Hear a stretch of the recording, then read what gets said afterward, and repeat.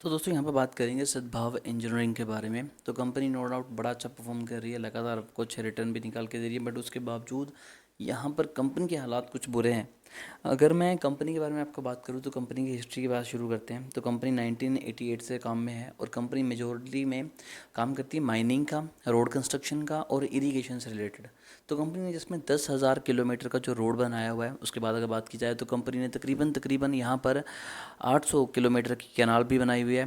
Third में company ने 600 million cubic mining भी की हुई है। तो ओवरऑल कंपनी का आज तक का यही रिकॉर्ड मुझे मिला, जो कि 31 मार्च 2023 तक का था। उसके बाद 2 साल का डाटा हमारे पास अभी तक अवेलेबल नहीं है। उसके बाद की अगर बात की जाए तो कंपनी के जो मेजोरिटी में रेवेन्यू है, जो कि 60% के अराउंड है, वो कॉन्ट्रैक्ट इनकम से आता है। 22% जो इनकम है वो टोल कलेक्शन के थ्रू आती है। अब बात करते हैं कि क्या यहाँ पर इन्वेस्टमेंट करना सही रहने वाला है या नहीं। तो ये चीज़ें मैं आपके ऊपर छोड़ूंगा, बस कुछ डाटा मैं आपके साथ डिस्कस करूंगा। मार्केट कैप 250 करोड़ के अराउंड है। रिटर्न ऑन कैपिटल एम्प्लॉयड 2% है। रिटर्न ऑन इक्विटी माइनस, हाँ जी हाँ, -1475 है। और अगर बात की जाए रिटर्न ऑन एसेट्स तो वो -5% है। प्रमोटर होल्डिंग 36.2% है, उसमें से भी 80% जो शेयर्स हैं वो प्लेज हैं। और अगर पिछले 3 सालों की बात करूं तो इन्होंने तकरीबन तकरीबन अपनी 9% की होल्डिंग कम की है। थर्ड, रिजर्व में कंपनी के पास -160 करोड़ है, जी हाँ माइनस में पैसे हैं। डेट कंपनी के ऊपर 3,726 करोड़ का है।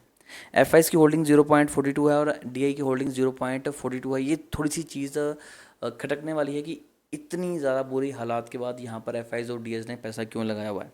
उसके बाद अगर बात करते हैं तो यहाँ पर अभी स्टॉक ने बिल्कुल लो दिखाया था आपको, तकरीबन 10-11 रुपये के आसपास स्टॉक जो है पहुँच गया था। अब वापस आपको रिवर्सल दिखाई दिया, 15 रुपये तक स्टॉक गया। और ओवरऑल चीज़ें नेगेटिव ही हैं कंपनी के बारे में। यहाँ पर मुझे कुछ भी मेजरली पॉजिटिव नहीं दिखा।